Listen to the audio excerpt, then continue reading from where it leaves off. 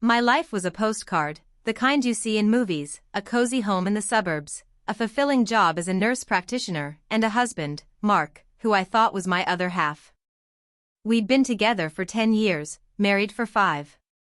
We had plans to start a family, to travel the world, to grow old together in that little house with the white picket fence. Everything felt right, like I was living the life I was always meant to have. I trusted him completely, loved him without a single doubt. My best friend, Jessica, was my other constant. We'd been inseparable since we were kids, and she was the one person I could always count on. Mark's mother, Brenda, lived with us. She'd had a difficult time after her husband passed, and we had welcomed her into our home with open arms, happy to have her company. We were a family, a solid unit. Or so I believed. My whole world came crashing down, not with a bang, but with a whisper, a diagnosis that would not only change my life but expose the most unimaginable betrayal. Before this story unfolds, I'd love to connect with you. Please let me know in the comments where you're watching from and what time it is in your corner of the world. It's amazing to see how far these stories can travel. The headache started as a dull throb behind my eyes. I was used to stress, a normal part of working as a nurse practitioner, but this was different. It felt like a low, persistent hum, a warning siren I couldn't ignore. It wasn't just a headache, it was the prelude to something far more sinister. I started feeling nauseous, dizzy, and exhausted all the time. My balance was off, and a weird numbness would creep into my arm, then my leg, like a phantom limb. I dismissed it at first, blaming the long shifts and lack of sleep. Mark was worried, or at least he put on a good show. He'd bring me tea, rub my back, and tell me to rest. Brenda, his mother, was a constant presence, hovering and clucking over me. Jessica, my best friend, called every day to check in. I felt loved and cared for. I was fortunate, I thought, to have such a supportive family. But my symptoms only got worse. One morning, I woke up with my face drooping on one side, unable to speak clearly. It was terrifying. Mark rushed me to the hospital, his face a mask of panic. The doctors ran a battery of tests. The scans were inconclusive. They suspected a transient ischemic attack, a mini-stroke, but the cause was a mystery. They put me on a course of medication and told me to rest. Mark was my rock during this time. He was attentive, bringing me meals in bed and helping me with everything. It felt like he was a different person from the man who was often distant and absorbed in his work. I was so grateful for him. He and Brenda tag-teamed taking care of me. Brenda, in particular, was so nurturing. She made me broths and teas, and she even helped me shower and get dressed when I was at my weakest. I felt so much love for her, for this woman who was not my mother by blood, but who I had always seen as family. Jessica was also there, visiting often, sitting by my bedside, and keeping my spirits up with funny stories. A week later, I had another episode. The doctor was baffled. This time, he ordered a more aggressive treatment plan and a new, more detailed brain scan. We need to rule out everything, he told me, including things that are less common. He ran blood tests, a full panel, and checked for everything from autoimmune disorders to rare genetic conditions. Mark and Brenda were there for me, every step of the way, or so I thought. I didn't question anything. I was too sick to think, too tired to analyze. The day I was finally discharged, I was on a high dose of medication that made me groggy and disoriented. Mark helped me into the car and drove me home. Brenda had prepared a special dinner. I felt a sense of relief, a brief flicker of hope that the worst was over. But the truth was, my real suffering had only just begun. The diagnosis came 2 days later, not from the doctor, but from a suspicious email. I was supposed to be resting, but my work email buzzed. It was a message from a colleague who was reviewing my last medical report. The subject line was Vicky's lab results anomaly. My curiosity and my training got the better of me. I opened the email, and the first thing I saw was the lab report. My blood work. And there, highlighted in red, was a single, shocking word: poison. My brain, still foggy from the medication, struggled to process it. My colleague had noticed trace amounts of a powerful, slow-acting poison, the kind that could mimic the symptoms of a stroke or a neurological disorder. It was undetectable in standard tests, and it was administered in very small doses over a long period. The email went on to explain that it was highly unlikely to be a medical accident or an environmental toxin. The only way it could get into my system was if someone was deliberately giving it to me. My heart dropped. I looked at Mark, who was sitting on the couch, laughing at something on his phone. The loving husband act, the caring son act, it all felt like a performance now. It was all a lie. I was a victim of something I couldn't even comprehend. After reading the email, a cold, hard knot formed in my stomach. I was being poisoned, slowly and deliberately. The who was a terrifying question, but the how was already starting to form in my mind. The only people who had constant access to me and my food were Mark and Brenda. But I couldn't just jump to conclusions. I needed to be sure. I started to observe them, my mind a whirlwind of suspicion and fear. I started paying attention to every detail, the way Mark would mix a cocktail for me and only me, the way Brenda would insist on making me a specific herbal tea every morning. The puzzle pieces were starting to fit together in a horrifying picture. I started to be more careful. I would pretend to drink the tea Brenda made but would pour it down the sink when she wasn't looking. I would subtly swap my drinks with Mark, but he would always get a weird look on his face and make an excuse to get a new one. The evidence was circumstantial, but it was mounting. My health, miraculously, started to improve. The headaches became less frequent, the dizziness subsided, and the numbness disappeared. The doctors attributed it to the new medication, but I knew it was because I had stopped ingesting the poison. I knew, with a bone-deep certainty, that they were responsible. My next step was to find proof. I was a nurse practitioner, I knew how to be methodical. I began to collect samples. I bought a small, discreet home testing kit that could detect certain toxins.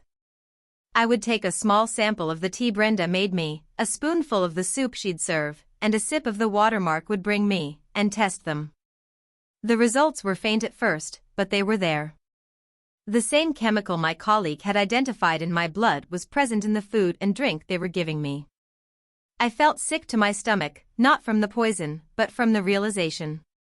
They were trying to kill me, slowly, so it would look like a natural illness. But why? I started digging deeper, looking for a motive. Mark was a real estate agent. He was always on his phone, always working late. I'd always assumed it was for his job. Now I wondered. I started checking our bank accounts, discreetly at first. I noticed a large sum of money had been transferred to a joint account that I didn't recognize. The account holder's name was M&J Properties. The J had to be Jessica. My best friend. A wave of nausea washed over me, a different kind this time. Not only was my husband betraying me, but so was my best friend. I started to go through Mark's things when he wasn't home. In his study, hidden behind a stack of old files, I found a burner phone. I turned it on, and the messages were all there, a sickening trail of breadcrumbs leading to the truth. Messages between Mark and Jessica. Is she getting weaker? How long until we can be together? We need to make it look like a tragic accident. The messages were callous, cold, and utterly inhuman. I found plans for them to sell the house after my passing, and a blueprint for a new home they were building together. The M&J Properties account was the down payment for their new life, a life built on my death. It was all a cold, calculated plan. Mark and Jessica were not just having an affair, they were planning to murder me for my inheritance and our assets. And Brenda was in on it, actively participating in the poisoning. The perfect, loving family I had believed in was a sinister plot to get rid of me. The betrayal was so deep, so absolute, it felt like I was drowning in it. I couldn't stay in that house a moment longer. The air felt thick with their lies, the walls seemed to be laughing at me. I packed a small bag with my essentials and the evidence I had collected, the burner phone, the test results, and a few of my most cherished belongings. I didn't confront them. I was too terrified and too heartbroken to face them. I needed a plan. I needed to get to safety first. I called a friend from work, a doctor named David who I had always trusted. He was a kind, steady presence, and I felt I could rely on him. I told him I had a family emergency and needed a place to stay for a few days. He didn't ask questions, he just said come over. I left a note on the counter that said, gone to visit family. We'll be back. I hoped it would buy me some time. As I drove away, I couldn't stop crying. The life I had known was over. The man I loved, the best friend I cherished, and the mother-in-law I adored, were all part of a conspiracy to kill me. The pain was physical, a sharp, searing ache in my chest that had nothing to do with the poison. I spent the next few days at David's place, feeling like a ghost. I told him some of the story, leaving out the most shocking details, and he listened patiently, offering support and kindness. He knew something was terribly wrong, but he respected my privacy. When I felt strong enough, I went to the police. I laid out my evidence, the burner phone with the incriminating messages, the lab results from the home test kit, and the timeline of my illness. The police were skeptical at first. It sounded like something out of a movie. But when they checked the phone and cross-referenced the numbers, they found that they belonged to Mark and Jessica. The text messages were undeniable. They launched a full investigation, obtaining a warrant to search my house. I was advised not to go back. But I had to. I needed closure. I needed to see for myself what they had done.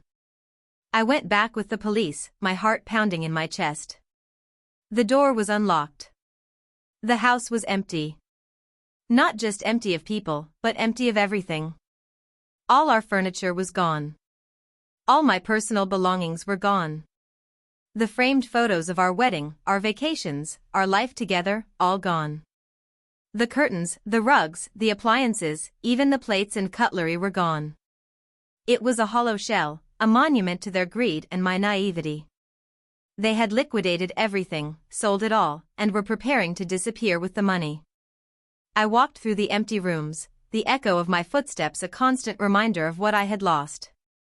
The kitchen where I had cooked with Brenda, the living room where I had laughed with Jessica, the bedroom where I had shared my life with Mark.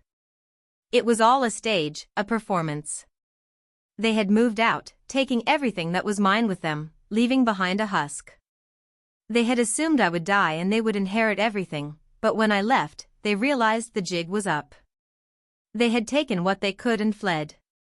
I stood in the middle of the empty living room and felt a deep, profound sense of heartbreak. But then, a new feeling rose up, a burning, fierce fire in my belly. It wasn't just grief, it was rage. They thought they had one. They thought they could just take everything and disappear. They were wrong. This wasn't the end of my story. It was the beginning of my revenge. The police had started their full-scale investigation, but their pace was slow. They had warrants for Mark and Jessica's arrest, but they had already fled. I wasn't just going to sit back and wait. My anger had hardened into a resolve as cold and sharp as a surgeon's scalpel. I was going to find them myself, and I was going to make them pay. I started with what I knew.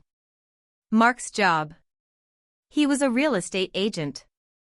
I accessed his professional network, using my knowledge of his habits and his passwords. I found a list of clients and recent sales. I focused on his most recent high-value transactions. I was looking for anything unusual, anything that could lead me to where they might have gone. I discovered that he had recently closed on a massive property in a remote, upscale area a few hundred miles away. It was a new development, and the purchase was made in a shell corporation's name, a common tactic for high-profile clients to protect their privacy. But I knew Mark was a creature of habit. I started running the shell corporation's name through various databases. It was tedious work, but my rage fueled me. I found a link to a private investment fund, which in turn was linked to a law firm. And in the law firm's records, I found it, the name on the legal documents, a woman named Jane Smith. A common name, a dead end, or so they thought. But I was relentless. I cross-referenced the Jane Smith name with the age of my best friend, Jessica. There were hundreds of Jane Smiths, but only a handful were the right age. I started looking at the addresses associated with those names. And then I found it. An address for a newly built house, in the same remote development, registered under Jane Smith. A quick search of the property photos showed a house that was a perfect match to the architectural blueprint I had found on Mark's burner phone. It was them. They were living in a house they had built with my money, with the intention of starting their new life after they killed me. I also needed to connect Brenda to the crime, so her betrayal wouldn't go unpunished. I went through her old contacts, and I found a frequent number she would call, a number I didn't recognize. A reverse phone number search led me to an old apothecary, a place that sold rare herbs and tinctures. I called them, pretending to be a friend of Brenda's. I told them I was looking for the special herbal tea she used to make for me. The man on the other end, an older, kind-sounding man, was happy to help. He told me the tea was a special blend of herbs and a rare, hard-to-find plant extract that was known for its calming and restorative properties. My heart sank. I knew what it was. It was the poison. The man even told me that Brenda had bought a large amount of the extract recently and had been a regular customer for over 6 months. That was the timeline of my illness. That was the missing link. I had the evidence. I went to the police with my new findings. I showed them the property deeds, the phone records, and the apothecary's testimony. It was all the proof they needed. They now had a clear location and undeniable evidence that Brenda was a co-conspirator. The hunt was on. But I wasn't just going to wait for the police to act. I wanted to be there. I wanted to see their faces when they realized I was still alive, and that I had orchestrated their downfall. My revenge plan was twofold. First, I had to ensure my physical and mental health were back to 100%. And second, I had to orchestrate the most satisfying, public downfall for them. I was not just going to see them arrested, I was going to watch their perfect new life crumble before their eyes.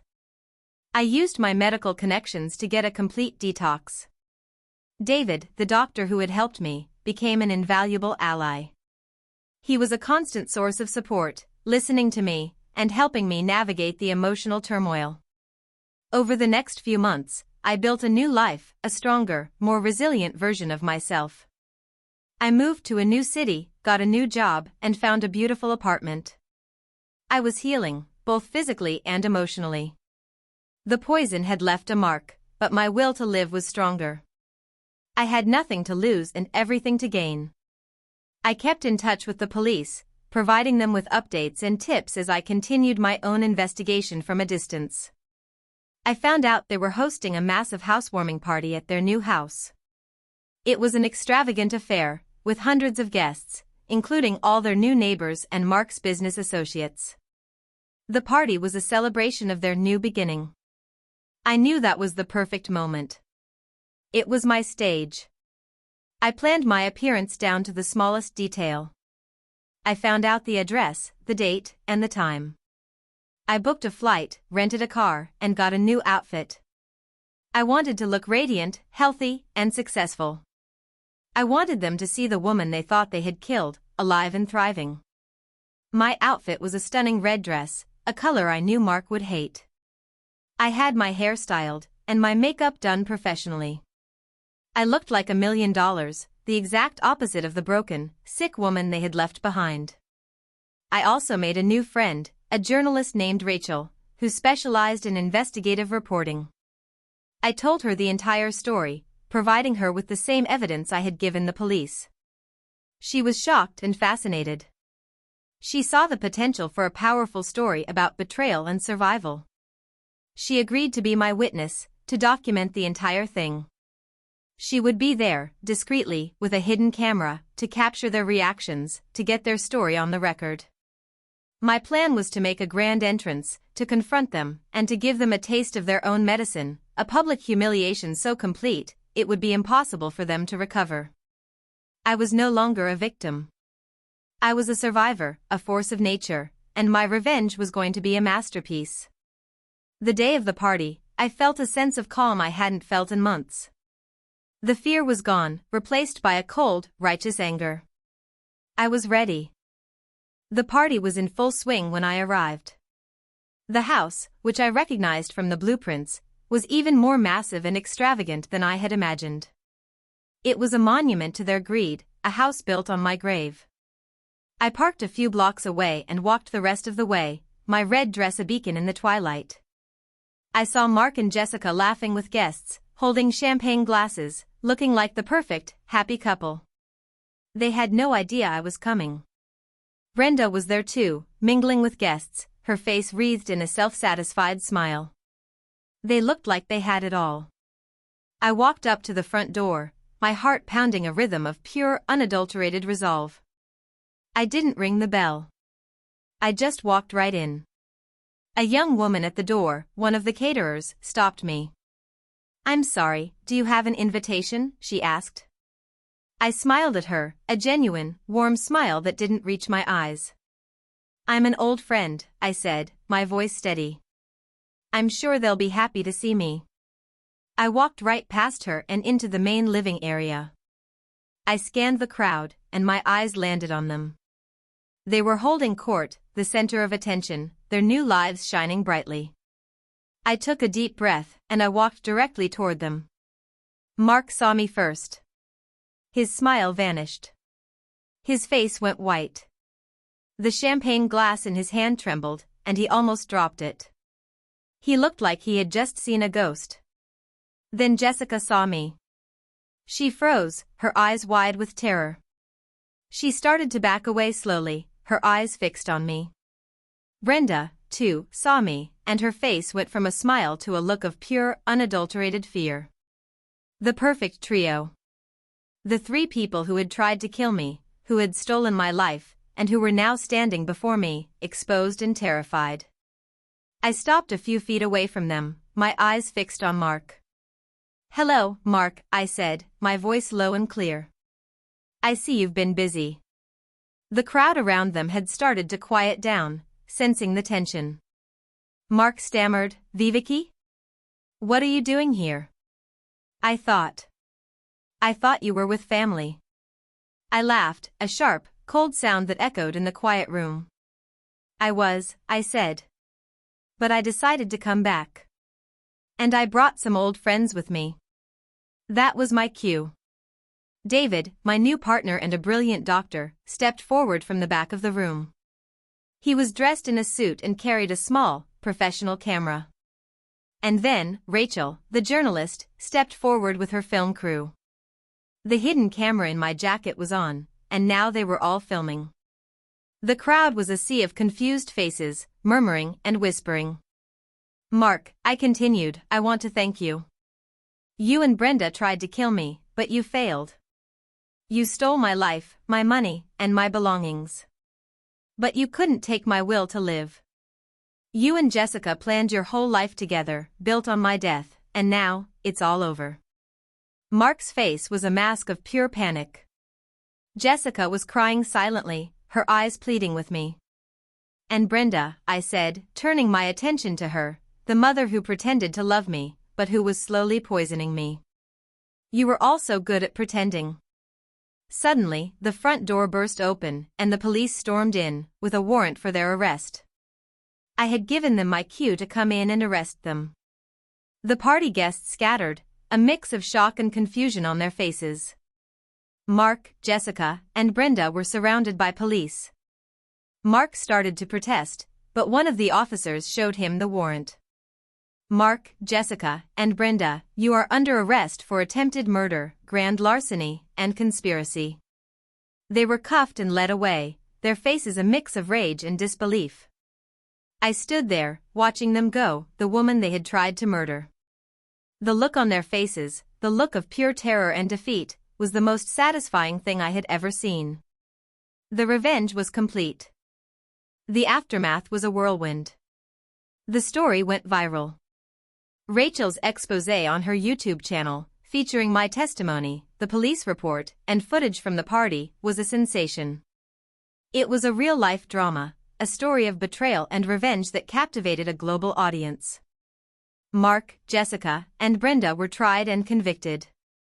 The evidence was overwhelming: the burner phone with their messages, the financial records linking them to the property, the apothecary's testimony, and my own medical reports. Mark and Jessica were sentenced to life in prison for attempted murder. Brenda was sentenced to 20 years for her part in the conspiracy and for attempted murder. Justice, swift and brutal, had been served. My life, however, was in pieces. But they were pieces I could rebuild. The police had managed to recover a significant amount of the money from the sale of my house and a few of my belongings. With David's help, I started a new chapter. We had grown close during the entire ordeal, and our friendship had blossomed into a beautiful, trusting relationship. He was everything Mark was not: kind, loyal, and honest.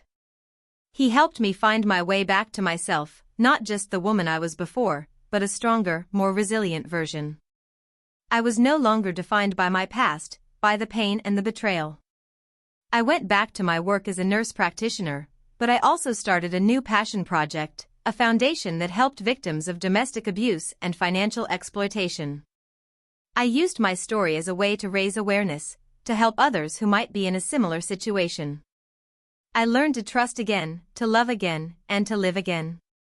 I went back to the old neighborhood once, a year later. The house was sold to a new family, a happy, loving family with children. They had painted the front door a bright, cheerful yellow, and there were toys scattered on the lawn. It was no longer a monument to my heartbreak. It was just a house, a place where a new story was beginning. I had a new life, a new love, and a new purpose. My old life had ended in a blaze of betrayal and heartache, but it had also been the catalyst for something extraordinary. I had survived. I had fought back. And I had won. The story of my revenge was over. The story of my life, a life of healing and purpose, was just beginning. It was a new beginning, a new dawn, a new chapter. And I wouldn't have it any other way. The pain of the past was still there, but it was no longer a wound. It was a scar, a reminder of what I had overcome. And I knew, with a certainty that nothing could shake, that I was finally free.